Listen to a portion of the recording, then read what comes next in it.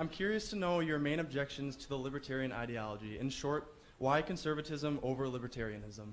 Okay, so this is a great question. So here's my view on conservatives and libertarians. I have a very libertarian view of government. I have a very conservative view of society. What I mean by that is that libertarians very often will say that social institutions that are conservative are not necessary. So a lot of libertarians are very anti-churches. They're very anti kind of community organizations. They're very atomistic in their view of individuals, that every individual is their own island, and even leaving aside government, there's no reason to have religious communities because those religious communities are oppressive and all this kind of thing. My view of libertarian government is pretty much the same as the libertarians, which is the government sucks at everything and shouldn't be involved in virtually anything.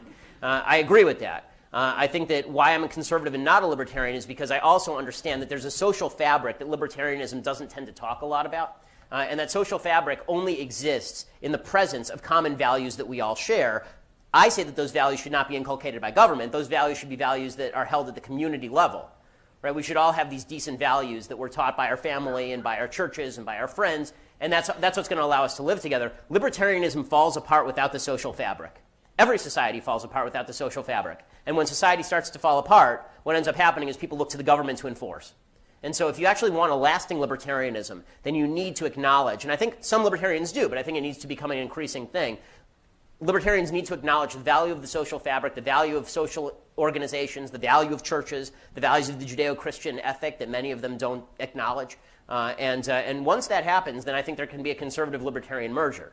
And I think that that's where I hope the conservative movement and the libertarian movement go in the future, as opposed to the libertarian movement right now seems to be split between some people who agree with me and some people who sort of agree with the left on a lot of social policy, leaving aside government, just talking about kind of pansexual free-for-all in Ayn Rand land.